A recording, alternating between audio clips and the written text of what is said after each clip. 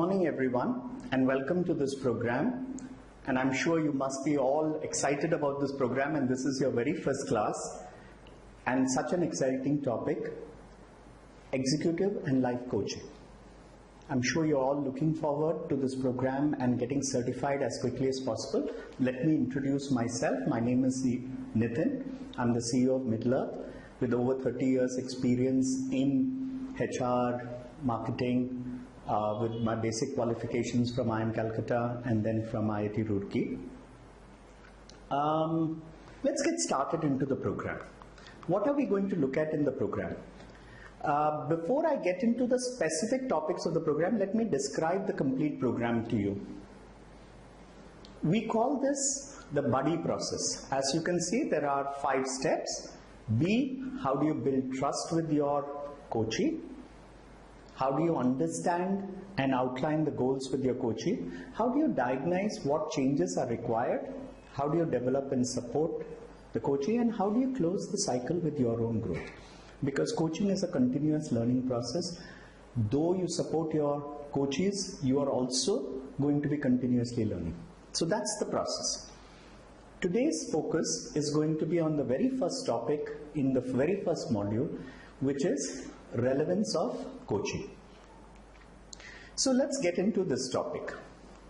And let's talk about the best coach ever in history. And I'm sure you must be thinking of some great coaches, maybe some football coach, some cricket coach. I don't know who you are thinking about. But if you put History Channel on the net, and on History Channel they give various things which happened on a specific date. So you go to March 3rd and you click. You'll be surprised to see something which happened on March 3rd. Some very brave, great historical events. Russia signs a treaty to effectively end their participation. But this was also a day which made history for a strange reason, but very relevant to coaching. If you go to History Channel, it will say, this was the day that this particular girl met her coach in 1887. Now you might be wondering, who's this fantastic coach that their coachee first meeting itself is making history. Interestingly, the coach was only 20 years old, just 20. And the girl was about six and a half years. For the coach, it was the first and last coaching assignment. She coached only one person in the whole of her life.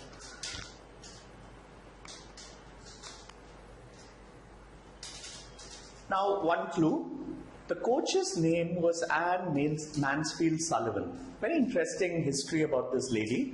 She was an orphan, grew up in an orphanage, went to coaching school, went to teacher training school in those days, not coaching school.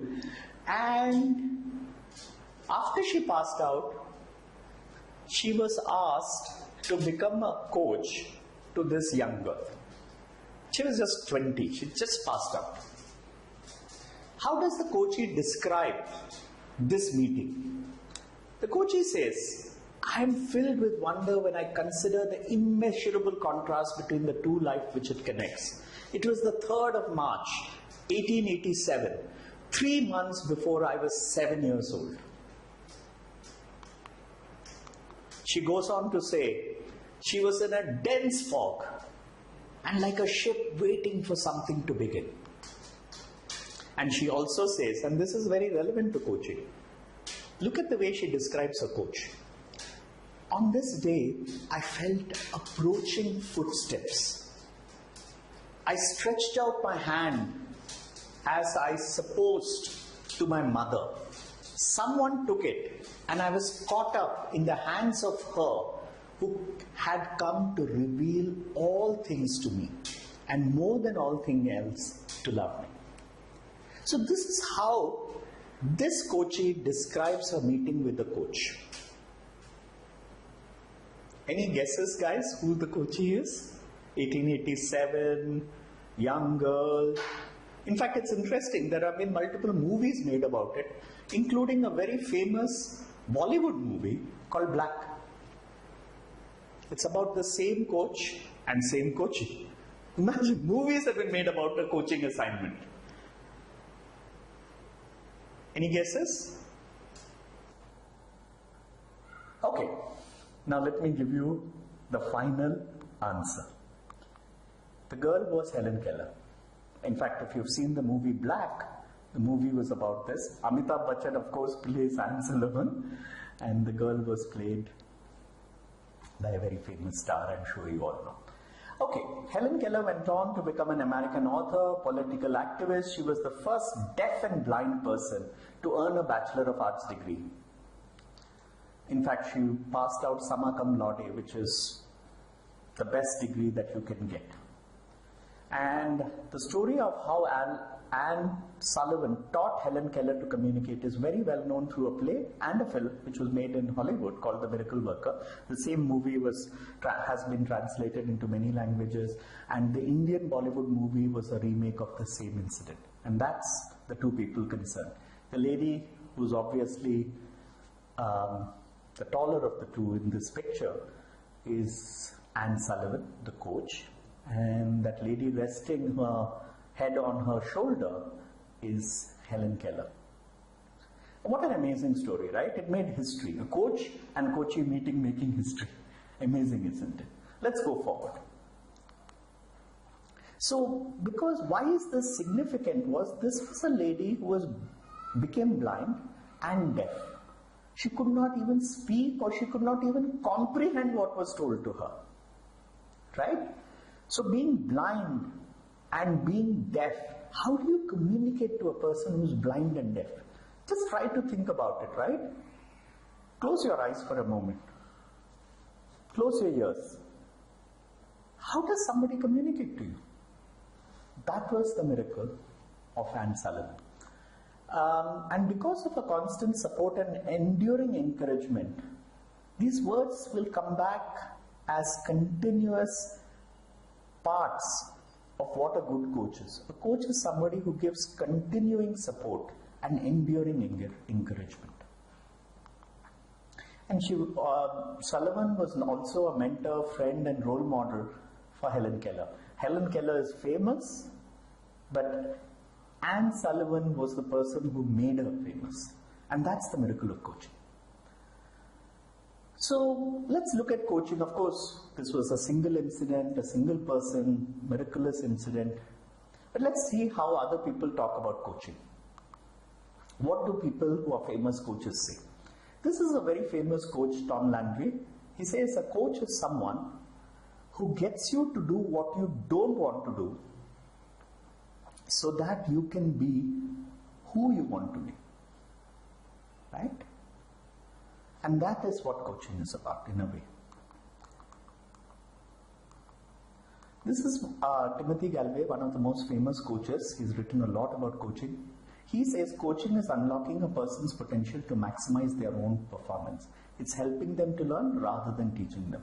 And that's the essential difference between training and coaching. And let's look at it from a business world. I'm sure you recognize this face. Very well-known name, Richard Branson, of course. So Richard Branson's formula for business success, and he says this: you can either waste a lot of time, money and effort working it out for yourself, or you can invest in a business coach. He's very famous for having multiple business coaches to help him through strategic decisions and certain specific areas of his life.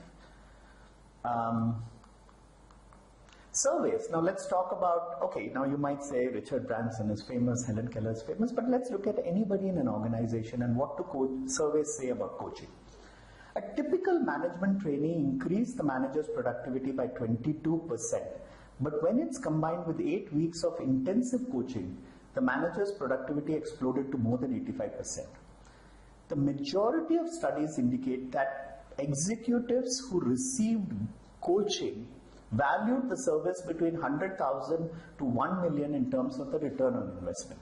And the average ROI calculated according to various institutions is at least 6 times the cost of the coaching.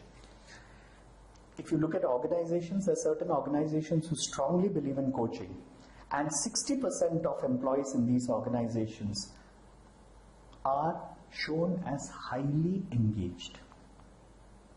What are the normal reasons why companies invest in coaching? to teach effective leadership behavior, communication skills, team impact behavior, sometimes to manage a personal transition, to teach them strategic planning skills, developing confidence, effective onboarding, especially when new people join, conflict management skills, innovative thinking, business turnaround, and sometimes just as a reward for excellent performance to have somebody to support you. The purpose of coaching in majority of cases, and as you see, this is from Sherpa Coaching, one of the famous coaching institutes, and you can see that majority of it nowadays, maximum coaching is used for leadership development. So this is where coaching has been used. These are some of the people like Richard Branson, Michael Dell, etc., who really believe in coaching, and companies have seen a high value for coaching. So thank you guys. This is a short but quick video to tell you a little bit about coaching.